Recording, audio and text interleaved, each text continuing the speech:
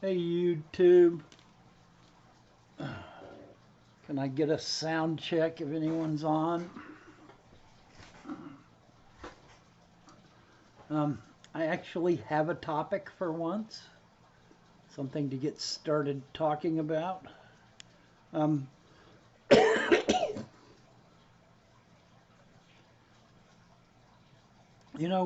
we say that our hobby is not rocket science, that fish keeping is not rocket science, that it's pretty much cut and dried, that it's the information that we need to keep fish and to raise our fish is pretty much out there. And if we are willing to search down, hey, Terry's Tropical Tanks, thanks for stopping by. Could I get a sound check from you? Sound and video okay? We say that the information that we need is out there, and that this really isn't rocket science. Hey, Mr. B's Fish and Things, welcome to the stream. Audio and video good, thanks. Thanks, Terry's Tropical Tanks. Hey, Tom Patterson, welcome to the stream. And yet, there are countless questions in this hobby that have not been answered. And there are almost as many questions that have not been asked. And by not been asked, I mean, hey Chevy Fish, welcome to the stream, that they have not been posed as a scientific question. They have not been posed as a scientific theory, and they have not been fully researched or fully answered. And our case in point today is the plant pothos. And pothos has been used by fish keepers for a long, long time, at least 50 years that I personally know of. People have been hanging pothos on their fish tanks and letting the roots go down into the water and letting the plant remove nitrates from the water, and then letting the leaves grow above the water line, because plants have natural defenses. Hey Joseph, welcome to the stream. Plants have natural defenses against herbivory, and one of the ways they do this is to create toxic substances in their leaves so that creatures that might otherwise eat their leaves as food do not, because they have some negative reaction. Joseph says he's rescaping a 29-gallon bow face tank right now. Hey, Big Jace Fish Keeper, welcome to the stream. So my topic today is pothos a negative, a total negative in our tanks? And I say this because one of our fellow fish keepers in the fish fam, TM Aquatics, I'm sorry, has recently posted a video where he posits the theory that in tanks with pothos roots growing in them, that his plecos are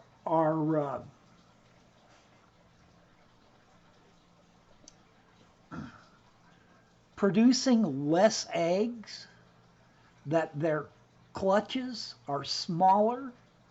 Hey Dan Slee, welcome to the stream.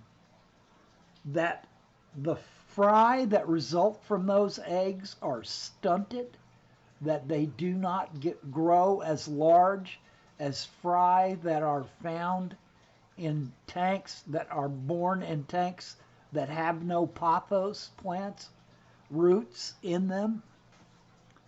And Joseph says, don't say pothos 3 times fast. I'm probably going to take that challenge.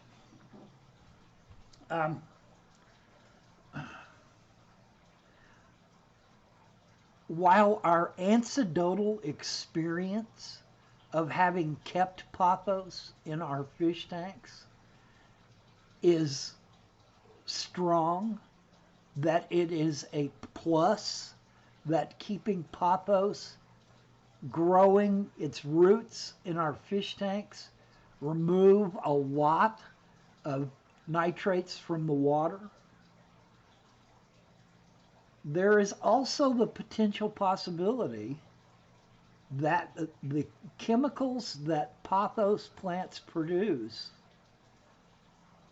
have an inhibiting effect on certain species of fish. And the inhibiting effect may well be smaller egg clutches,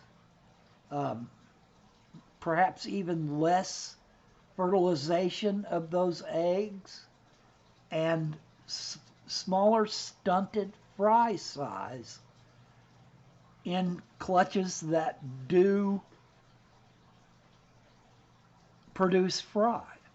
And this is a question that would require a interdisciplinary genius to unwrap completely.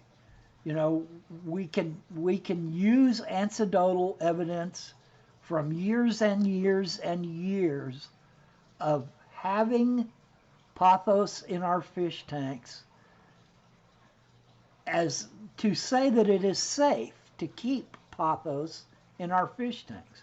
And many, many, many of us do, because we understand how well it absorbs nitrates out of our tanks and helps keep the water in the tanks much safer for our fish.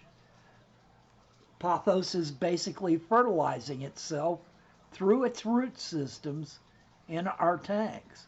Hey JZ, welcome to the stream. Hey Sharpies, Models, and Aquatics, welcome to the stream.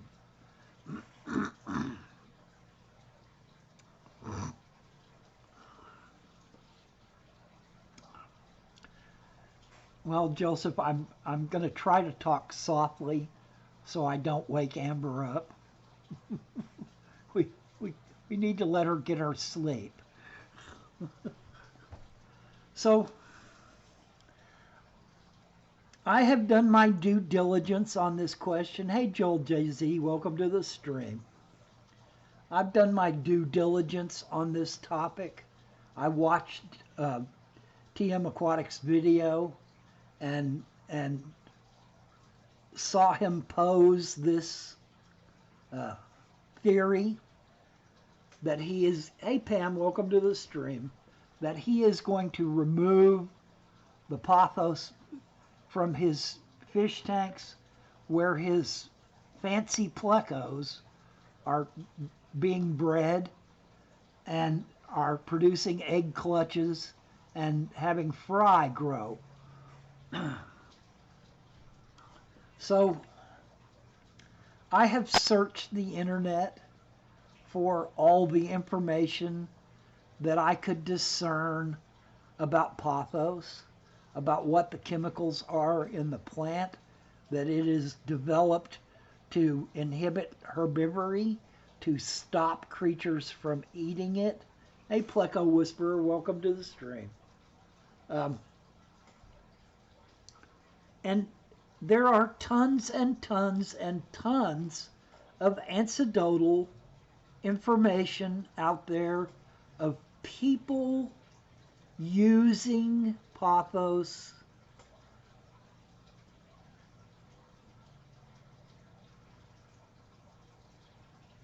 and Terry's Tropical Tank says using plants for nutrient export is highly variable from tank to tank and hobbyist to hobbyist, and the cause and effect would be a big task to prove.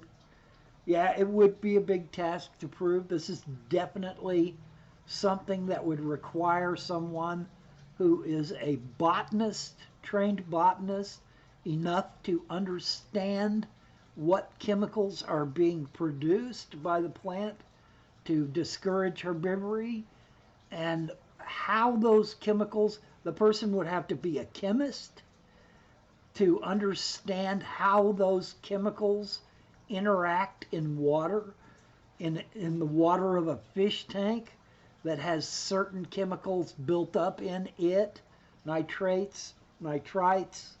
Um, it would definitely take someone who was an interdisciplinary genius to actually get to the bottom of and create an experiment that would prove one way or the other, or at least offer proof one way or the other, as to whether this plant being in this fish tank is causing and inhibiting egg production in certain types of species of fish and or inhibiting growth in fry. And and the variables are almost endless, as Terry is saying. But if you could do a controlled experiment where you had 10 tanks with L260s breeding that had Pothos in them, and 10 tanks that had L260s breeding without Pothos in them, if someone could set up such an experiment and use scientific methodology to really get to the bottom of fry growth, fry weight, fry size, egg clutch size, egg clutch viability, egg clutch production, how many eggs were laid versus how many eggs proved viable versus how many eggs actually produced fry. Hey, down the wormhole, welcome to the stream. So while our hobby is not actually rocket science, while the stuff that we deal with on a day-to-day basis is not super deep, is not something that you need a cadre of scientists on speed dial every day, all the time, throughout the day. It is rocket science when it comes to asking certain questions, when it comes to discovering the answers to certain problems and issues and experiences that we have as fish keepers. There are times when the only place to turn, other than our own experience and the anecdotal experience of others in our hobby, is to real experts, people who have spent their lives studying a subject. And Sharpie says rocket science is simple in comparison. There are times when rocket science is simple in comparison to what we as hobbyists experience in this hobby. This hobby is wonderful. It offers so many enjoyable opportunities to learn, experiences, and yet at times it can produce deeply scientific questions that can only really be answered by a lot of research. You know, I said that I searched the internet. But that doesn't mean that some student somewhere who is an interdisciplinary genius hasn't done their doctoral thesis on this exact question. But that information is probably gathering dust on a shelf somewhere. So it's it's possible that this question has been delved into scientifically at some point, but us being able to access that information is not readily at hand.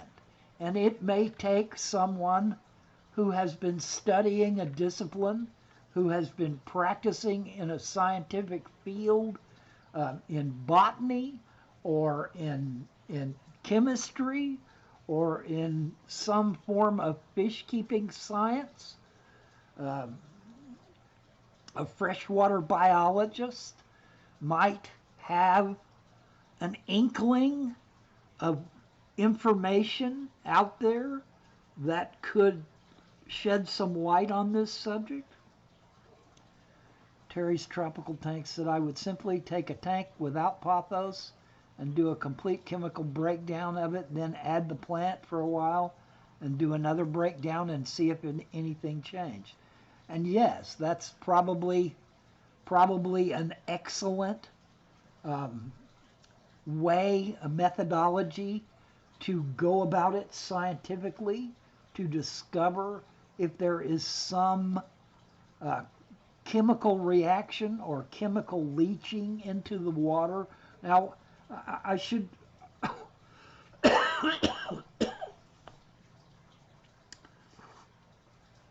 I should add that we as fish keepers should understand that pothos is not an aquatic plant.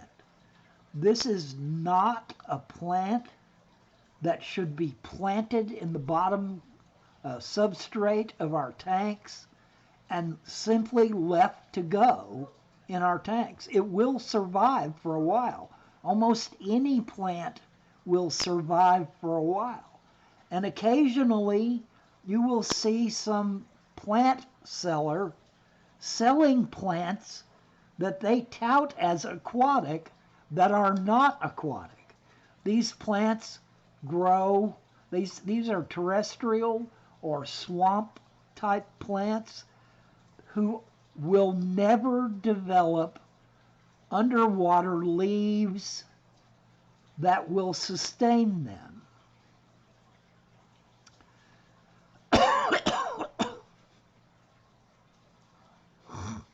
Terry's Tropical says, but that would still not change the cause and effect. Maybe plecos are eating the roots. Hey, Father Fish, welcome to the stream.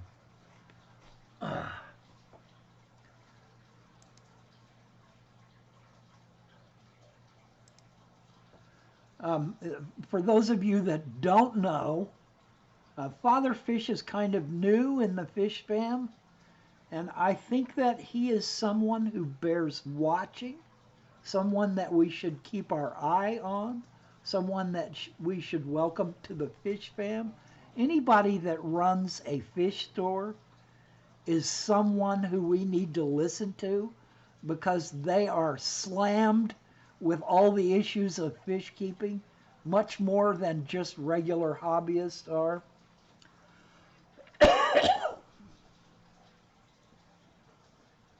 And Chevy Fish said, plants can be masters of chemical warfare.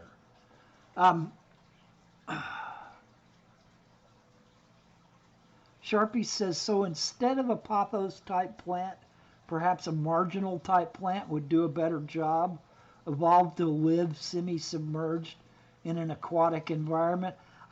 Sharpies, I can't even answer that question.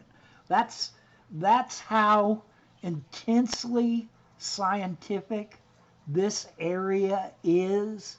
That's how deeply this is a topic that needs to be researched, or how deeply, if someone has researched this topic and produced some scientific paper on it, that we need to be told where to find that paper, or we need someone to find that paper. I have done searches on this topic.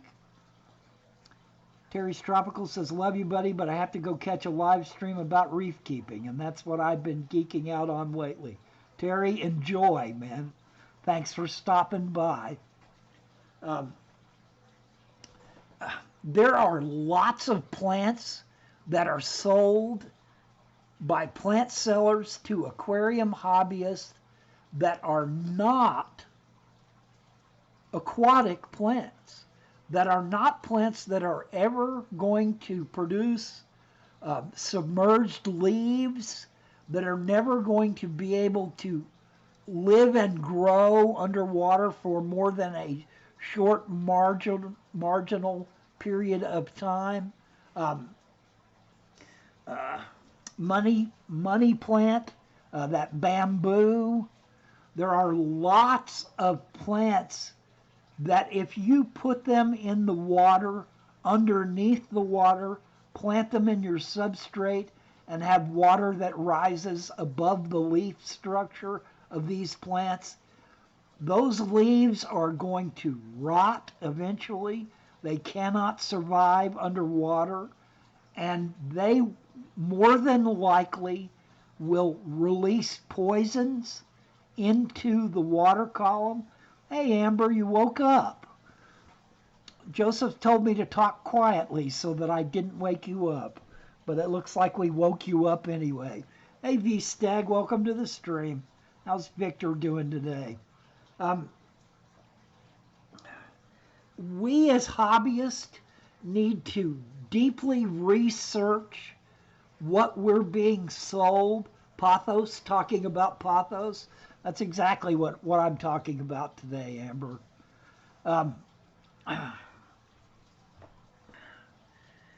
I have seen a lot of people buy money plant. It's sold as a bamboo, but it's not really a bamboo.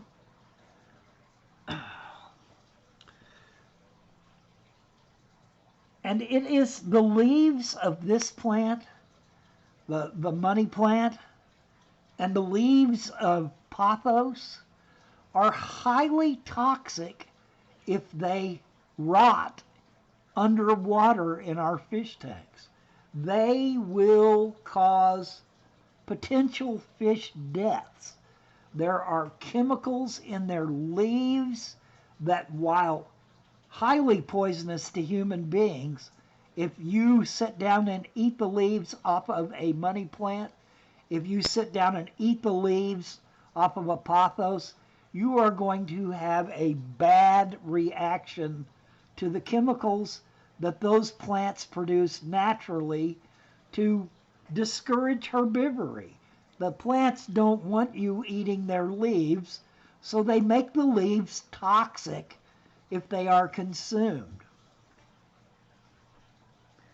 And we as hobbyists need to be highly aware of what plants are out there, what plants are being sold, are being targeted towards hobbyists, are being touted as good plants to use in our aquariums by anecdotal experience, by hobbyists down through the years. One of the plants that is capable of producing aquatic leaves and surviving underwater, anubis. Also, if you break the leaves or the stems of an anubis underwater, that anubis will also release toxins into the water. So we should be aware of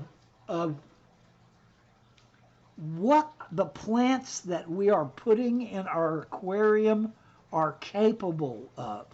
And this is not something that you can depend on plant sellers, on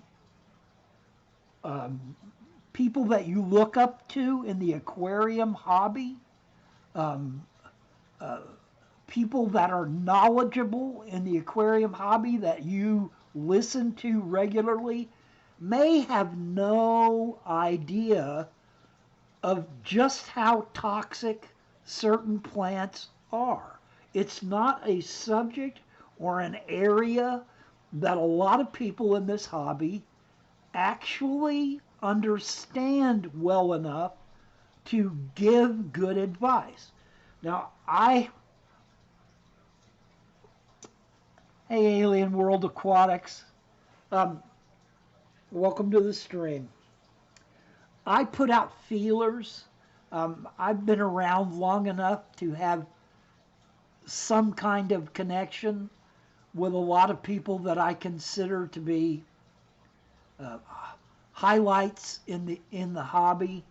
Um, I asked Ian Fuller, and many of you will know that Ian Fuller is a giant in this hobby, and he is also very much a botanist. And his answer to me was, Alien World says, I'm going live at 30 minutes later today, so feel free to go longer if you wanted to, kind sir. Well, thank you for asking, and I'm about halfway now, so another 30 minutes I'll probably be out of here and out of your hair so that you can go through. And Alien World Aquatics, I really appreciate the netiquette to ask. There are so many people that are doing live streams now that we're basically stepping on each other's toes, and there are plenty of people out there willing to watch. So in some ways it doesn't matter that we're stepping on each other's toes, but I appreciate those that are willing to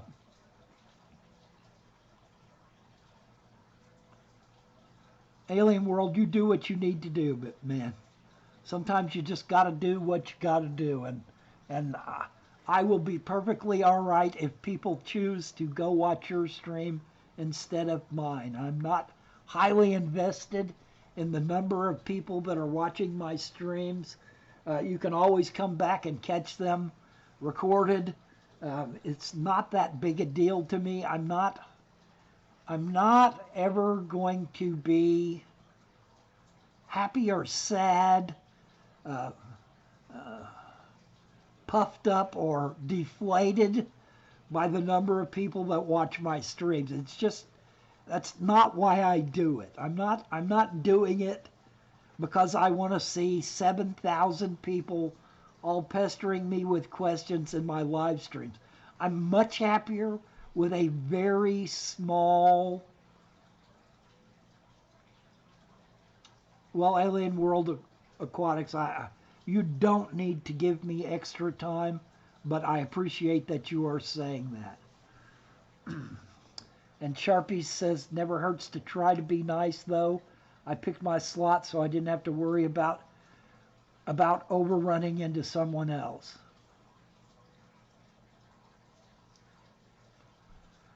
And Father Fish is thanking people for subbing him. I highly recommend. And Amber says, I don't use Pothos submerged in my tanks. Pothos are my hobby. Oh, hang on back. Pothos are in my hang on back filters. Yes, that's a perfect way to use a plant like Pothos, is to put it in a hang on back filter. Money plant is excellent in a hang on back filter because that way you have a chance to catch leaves that might drop in the tank.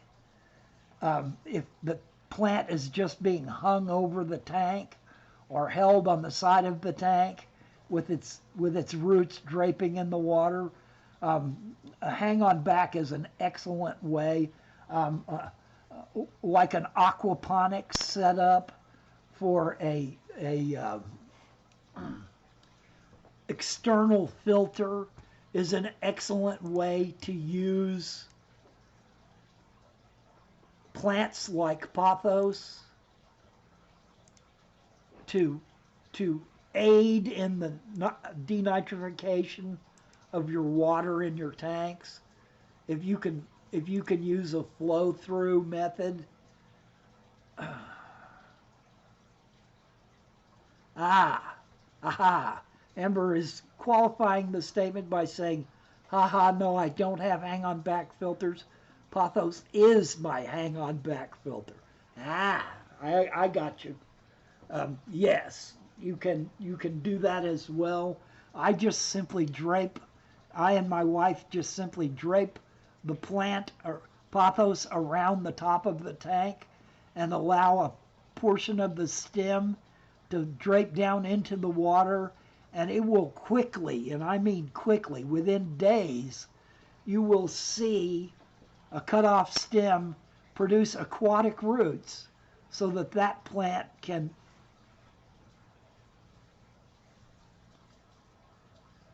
Alien World Aquatic says, I used to stick Lucky Bamboo in my hang-on back filters, but I don't know if it really made a difference. And he doesn't use hang-on back filters anymore. You are highly more likely to get a positive result out of a plant like Lucky Bamboo or Pothos or any of the many other types of plants that are excellent nitrate absorbers but are terrestrial or are not able to produce leaves underwater. These plants, if left underwater, will literally rot and die eventually. They will live for a while. Lucky Bamboo will survive for about 2 or 3 months underwater.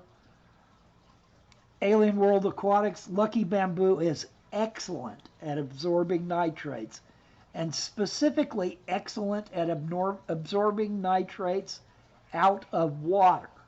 You know, plants' roots will absorb nitrates out of dirt, but many of them are excellent at absorbing it out of water as well. And while many of our submerged plants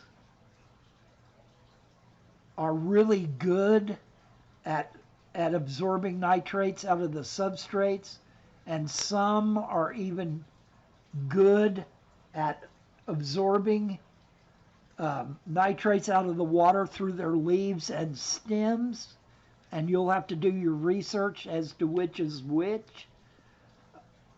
Plants that are grown underwater do not have access to atmospheric air, and so they cannot grow as fast. They cannot absorb as many nitrates as a plant that has its leaves in the atmosphere and is able to readily exhaust CO2 and take in CO2 and exhaust oxygen and take in oxygen at will in the atmosphere.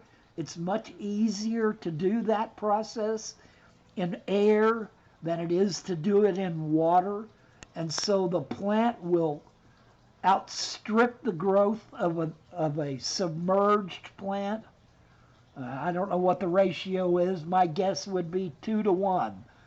That plants that are growing their leaves outside of the water can absorb twice as much nitrates as ones that are growing submerged can. And that is clearly a generalization. And Dan Slee says, if not higher. Yeah, I'm trying to be conservative, and I'm trying to suggest to you that while there are many, many, many great positives about using plants like this, that the user needs to beware that sellers will sell you a plant that is not aquatic, that will never develop aquatic leaves, that will never be able to survive long term underwater as an aquatic plant.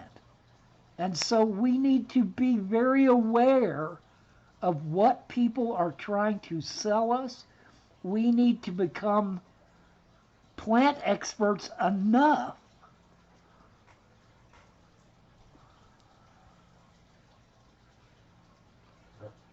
Father Fish says, why is more difficult than what?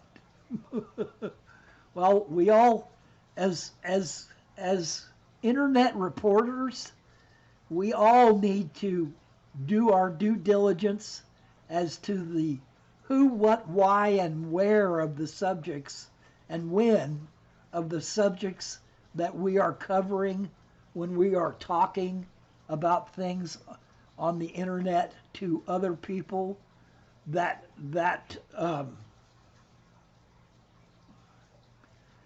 we are offering advice to people that are new to this hobby.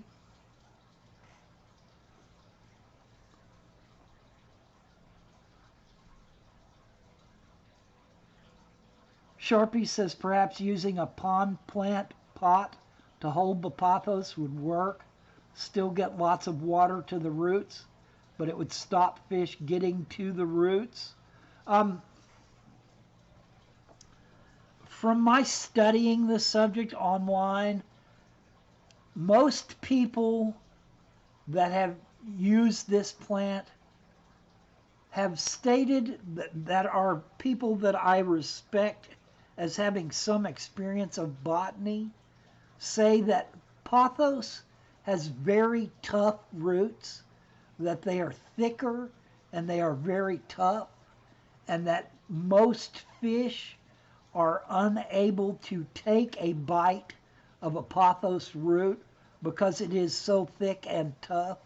Now, they may well graze algae that is attached to the roots.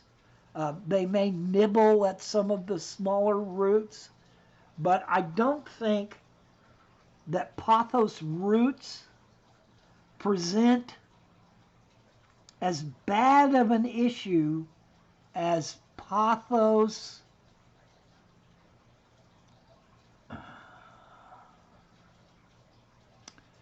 Dan Slee says that's what high tech does. It tricks the plants into immersed growth pattern, but turbocharges its ability to grow and flourish as if it were closer or above the surface.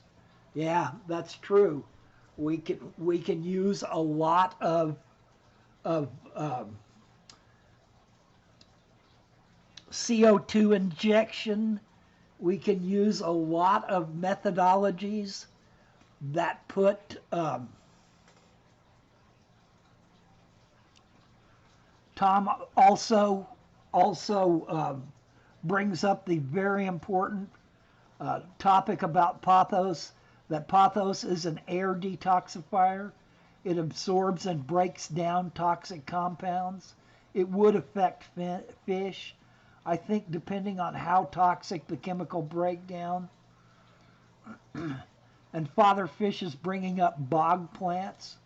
And yes, bog plants are kind of the in-between between terrestrial plants and plants that are able to grow fully submerged. And people do not for a second look at me as some sort of plant expert, because I am nowhere near a plant expert. I am neither a botanist nor even, I don't even have a green thumb. I pretty much kill plants if I put them in my tanks. I can grow moss, and I'm doing okay with this pothos hanging on the top of several of my tanks growing. My wife is much better at keeping aquatic plants alive than I am. So do not for a second misconstrue me as some plant expert, because I am not, and I will wholeheartedly admit to that. But I have done some research. I have studied this. I have tried to get to the bottom of this question, and I have, and Father Fish states the hobby is largely anecdotal with very little science, and and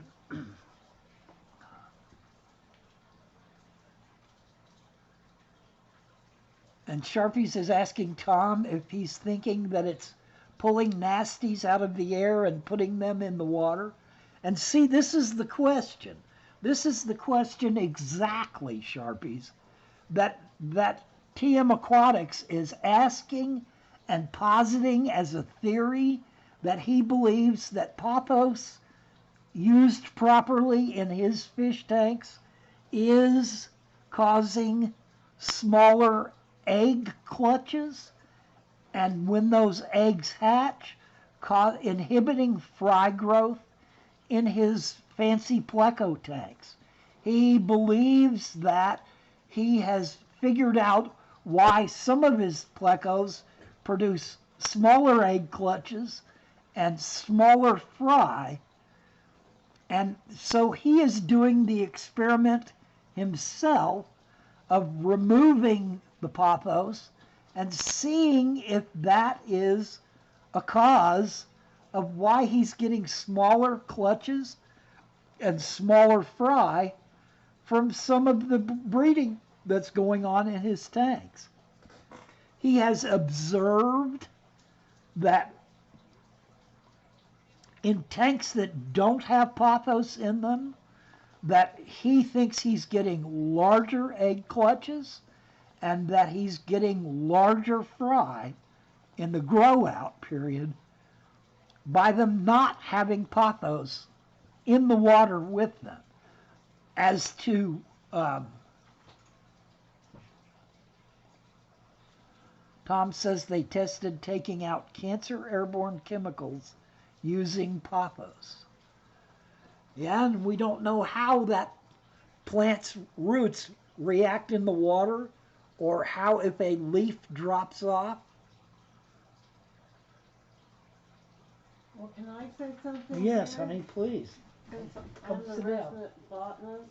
You want to come sit down and talk to him about this subject? Yeah, briefly.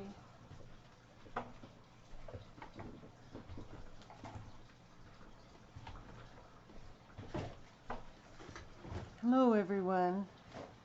I'm the resident botanist. This is an interesting question to me because I know how plants operate and how their respiration cycles and digestive cycles and all of that happen. And for a plant to take something out of the air and put it into the soil or the water goes against the mechanics and the nature of most plants. I won't say that there are no plants that can do that, because I am pretty sure there are some. But for most plants, especially what we typically think of as land plants, it is not typical for them to do that. And so I think it might be a different question that we need to ask, rather than are the plants taking something out of the air and putting into the water or the substrate. It might just be that there's something that already exists in the plant that is leaching into the water or the substrate. Or it could be a reaction that takes place between the plant and the water or substrate once they come in contact with one another. And so I think there are a lot of factors that need to be considered and need to be ruled out before you can make a statement that it's coming from the air and being deposited in the water. Does that make any sense to you? I don't have my glasses on. I'm not sure if I can read your comments here. Hang on just a second. Well, smoking causes lower sperm count in humans. I wonder if the pothos absorbs the chemicals, then releases them. Well, that's a good question, and that question's from Sharpie's Models and Aquatics. That's a very good question, and there might also be some effect from the pothos or on the male fish, just naturally, without introducing anything else, without some other sort of combo going on between the air and the water. Somebody else says, thoughts on using aquaponics via HOB with begonias, Hoyas, lipstick plants, purple waffles, and the such. Using aquaponics via... Well, most of those plants, you can get them to grow in the water, but once again, you have the same question that you have with the pothos, which is how are they going to affect the fish and their ability to procreate, or their ability to breathe or see, or many questions that come into play there. Tom Pedersen says, yes, it makes a lot of sense, Mrs. Kitchel. Okay, well, thank you. I'm glad that that makes sense. Got to go clean myself up and get ready to stream. Okay, Alan, World Aquatics, thank you for coming to the stream. Does anybody have any questions? Anytime you introduce a terrestrial plant into a fish tank, I think you have to expect that there are some reactions that are probably going to go on, especially between your tank chemicals, if you're using them, and the plant that you put in there. But enough people have used pothos that I think we know that it's not dangerous, although the question about whether or not it causes smaller fry and fewer fry is a good one and an interesting one, and I'm glad that somebody's researching it. I'd like to see that research design just to see how you factor out many of the things that might affect the outcome. Let's see. I'll stick with salvinia, much less of a headache. Okay. And bog plants. Yeah, bog plants would be good ones. Pitcher plants, those kinds of things would work well. Father Fish says, I thought about that too, just wanted to play around with plants I currently own. Plants I currently own instead of buying more. Well, that's always a good tactic to use. Should it be started in a vase prior to the tank? I would say no, and here's why. Because most of the time when you use them, put them in a vase, throw them in a vase, you're going to be using tap water, or maybe you're going to use bottled water, something like that. You need to start them in the same water that they're going to be growing in, exactly because of the what we've been talking about, because of the interactions and counteractions that are going to be happening between the roots and the water itself. So I would just, pothos are so easy to root. You can practically just spit on them, and have them root. So I don't suggest that. I'm just saying they're so easy to root. You might as well just go ahead and root them in the tank water. Let's see, have we got other questions here? Nisi, I don't plan on breeding fish in this tank. It's danios and one goldfish. The goldfish eats everything. Are you suggesting that the goldfish is going to eat your pothos roots or stems, maybe? I've heard some anecdotal reports of goldfish eating pothos roots. Oh, he says he's heard anecdotal reports that the goldfish will eat the pothos. So I probably wouldn't use them with goldfish. Goldfish break all the rules. I don't know why they do, but they do. Jerk uprooted the valve. Thankfully, the Eponogeton and Crinum are fine. Okay, well, good. I'm glad the other two survived. Mr. Kitchel is back in the room, so I'm going to turn the rest of the time over to him. I just wanted to bring those issues up for you, because when I hear people struggling to explain botany and I'm sitting right here, I'm happy to contribute. So thank you all.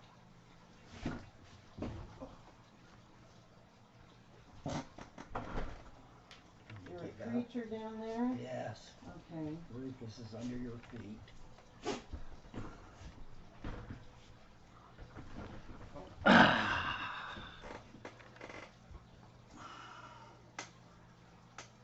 Okay, guys.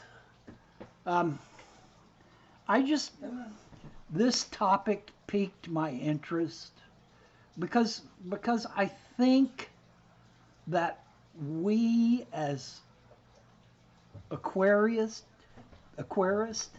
need to recognize when we are faced with an issue that is beyond our ability to fathom. I think we need to, as hobbyists, we need to be ready and willing to seek the expert opinions that are out there. And Sharpie says, could be worth sending Joey Santorini, Crime Pays But Botany Doesn't, a message. And I sent him a message over a week ago. He mistakenly posted his email address. And Sharpie brings up an excellent topic here. Joey Santorini is potty mouth. He cusses a lot, but he is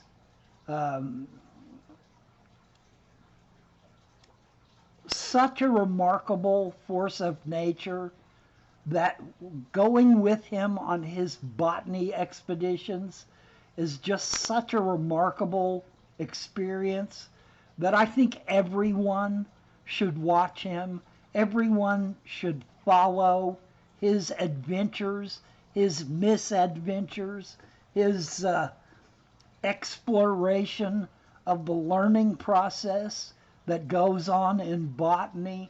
And as I said, I am not a botanist. I am not someone that is well learned. Yes, Pam, he's a potty mouth. And I would, if Ahmad will post his channel, yes, his commentary is as much about the human condition as it is about the geology.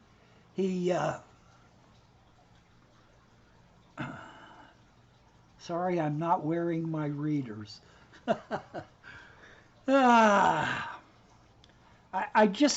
I just want people that are new to this hobby to recognize that in this hobby, we are continually faced with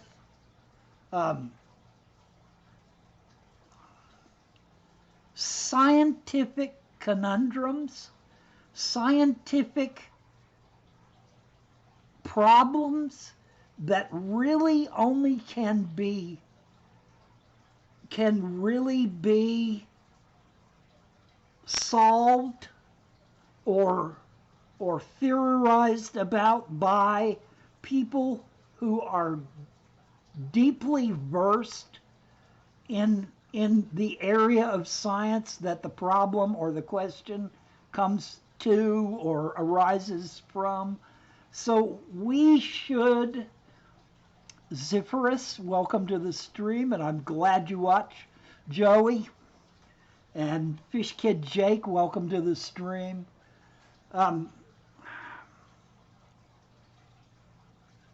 be prepared to be faced with scientific questions in this hobby.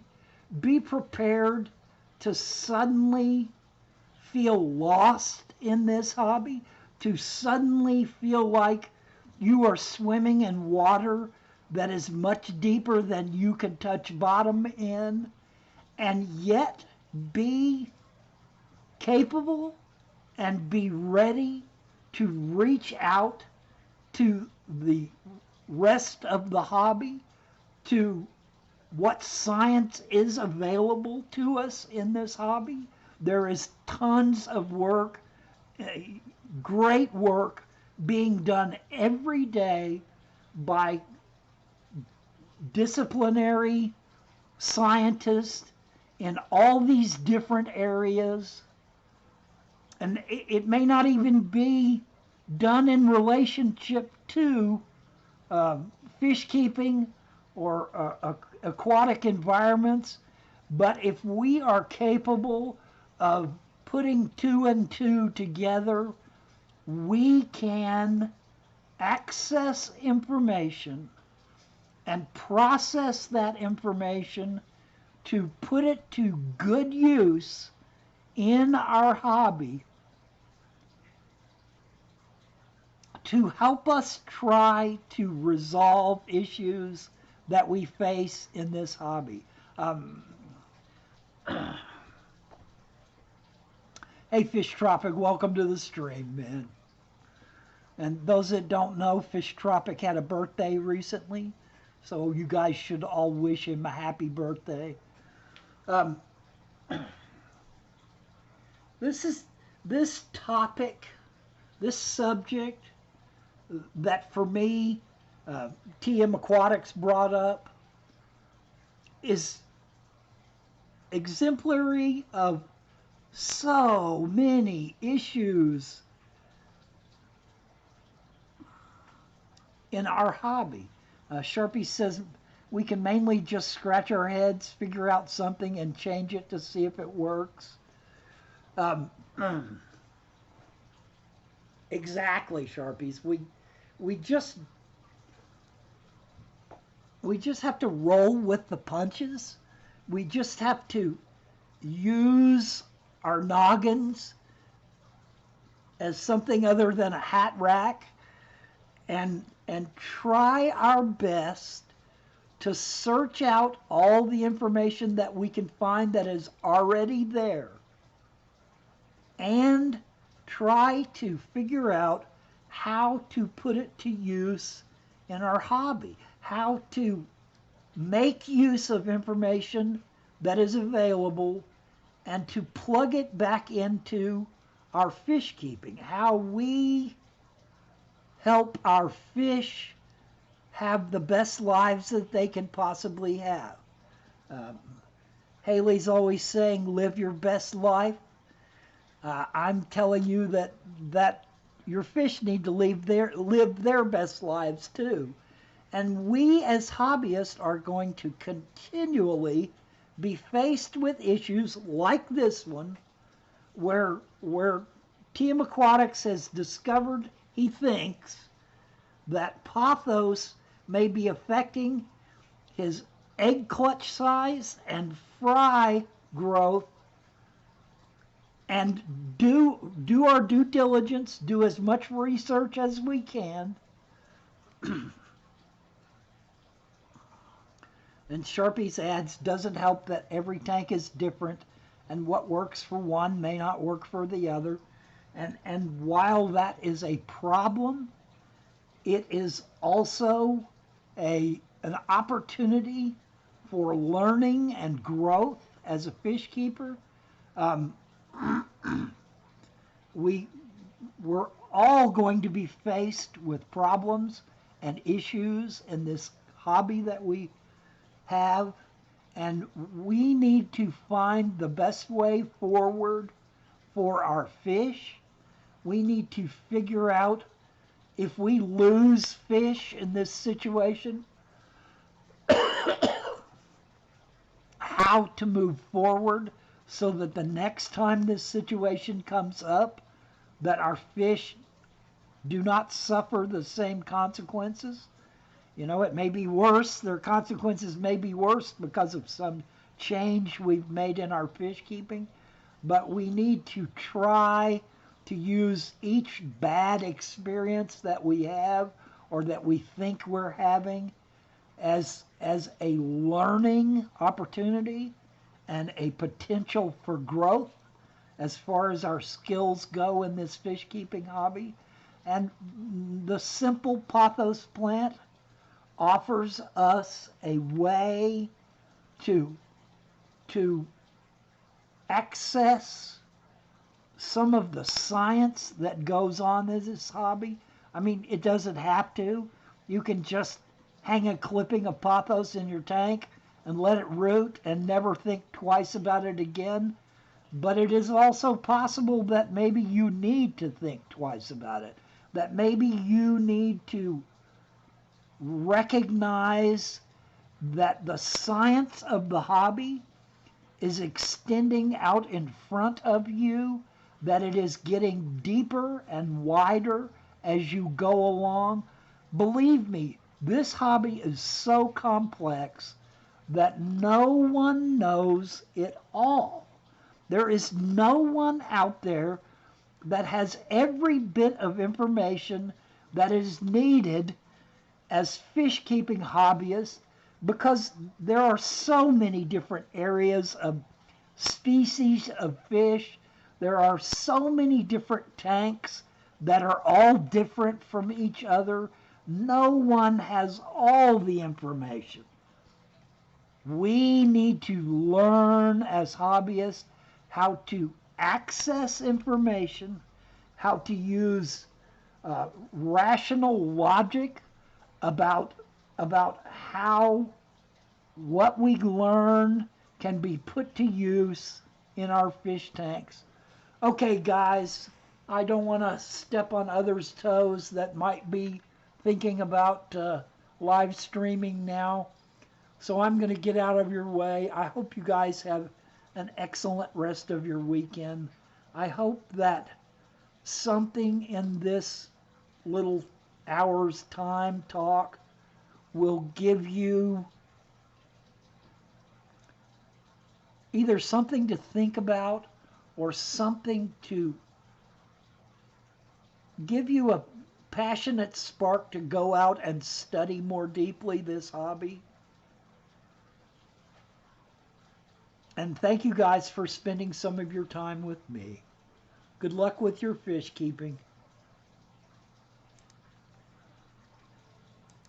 Adios.